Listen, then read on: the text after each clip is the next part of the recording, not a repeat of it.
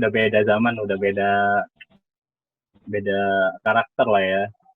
Kalau sama yang dulu sama yang sekarang, menurut Kang Ansori kan sama Rahman nih, kira-kira tips apa nih buat yang bagus buat adik-adik Potter sekarang, anak-anak rohis sekarang gitu? Kalau saya pribadi ya, yang pertama itu dasar dari poster dan rohis itu kan manfaat. Jadi kita jangan sampai, contoh waktu itu kan saya posar, saya rohis, ya saya juga orang rumahan, saya juga risma gitu ya. Semuanya itu balance antara kita melayani keluarga di rumah, melayani masyarakat di kampung atau di komplek kita, juga kita layani teman-teman kita di sekolah. Kita harus balance dulu yang pertama. Jadi jangan sampai teman-teman aktif sekali di luar biasa namanya, tapi di rumahnya sendiri, terus di kompleknya sendiri itu bermanfaatnya kurang gitu.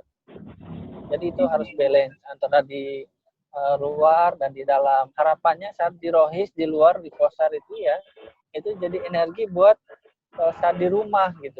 Lebih semangat bantu orang tua, lebih semangat lagi dengan masyarakat. Sebenarnya itu. Dan mengenai klaster-klaster, misalkan yang anak rohis pas bukan tentu anak posar pasti rohis itu dihindari ya. Bagaimanapun posar itu adalah miliknya rohis dalam Selatan, mungkin kedepannya se-Sumatera, mungkin se-Indonesia gitu ya manfaatnya. Jadi nggak boleh ada klaster-klaster semacam itu. Semua yang ingin kontribusi ditangkap, semua yang mau bergabung dipersilahkan. Yang ngaku-ngaku juga itu kita syukuri. Karena apa? Karena bagaimanapun posar ini milik bersama gitu ya.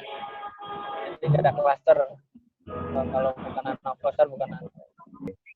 Dari Rahman nih, gimana? Iya, pesan buat teman-teman yang sekarang ada di posar ya atau di rohis. Yang pertama, ya kita itu sering dinilai sebagai satu kelompok yang eksklusif ya.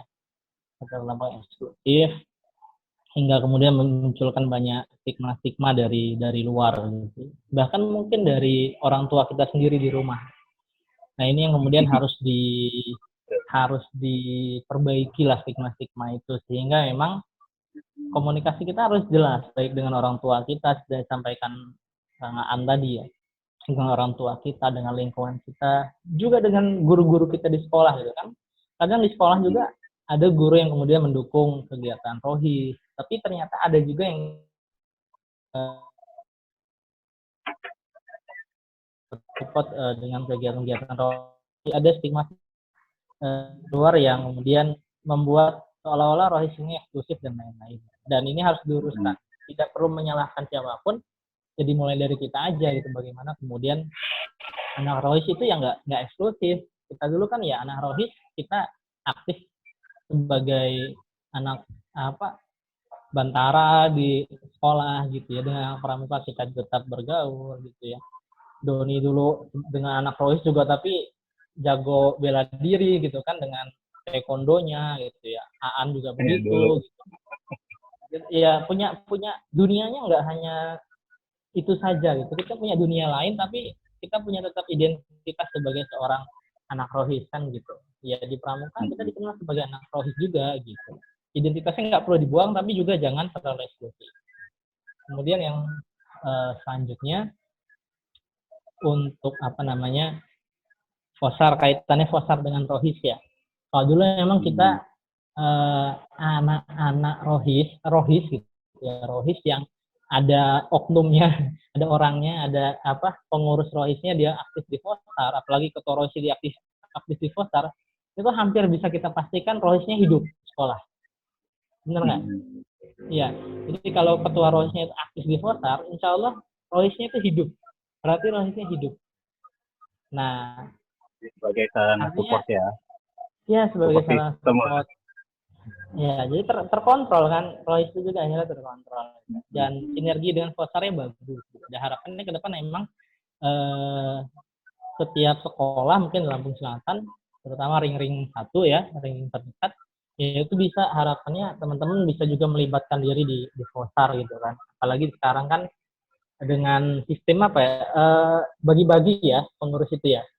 Dibagi kan. Artinya kan Udah kayak Royce nggak kampus lah. iya, jadi nggak dominasi. Kalau dulu kan kita masih bisa, ya Nggak dominasi mendominasi. anak-anak STM nih, dominasi sama Iya betul. anak-anak Kalau SMA, dulu kan sehingga gitu.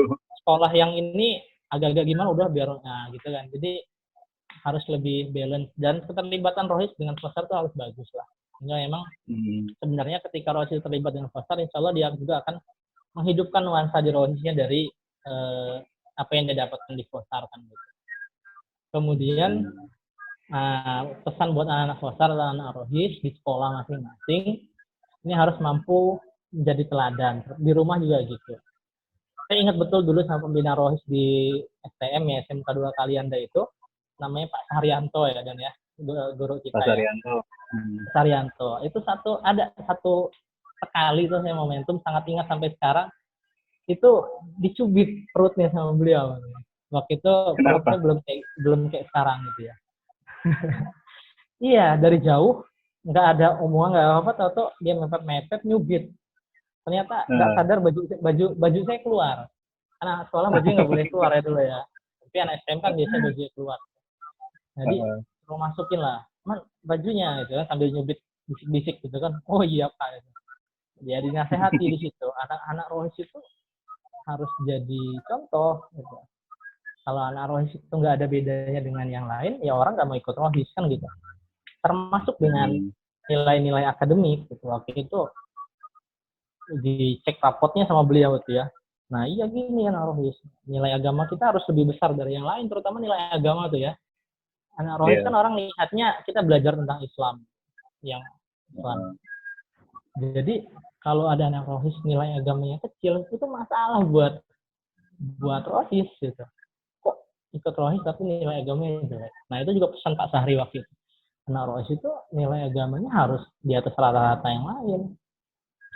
Masa iya belajar ikut organisasi keagamaan tapi nilai agamanya kecil. Nah itu jadi mengurangi daya tarik Rohis itu sendiri gitu. Jadi kita harus jadi teladan nih dimanapun, terutama di sekolah ya. Dan itu akan jadi efek magnet yang bagus buat menyedot teman-teman kita yang lain gitu ya. Walaupun ya dengan motivasi awal yang berbeda-beda. Ini tuh sih kalau pesan buat adik-adik, buat teman-teman Rohis ataupun Fosar yang sekarang masih aktif di sekolah ya.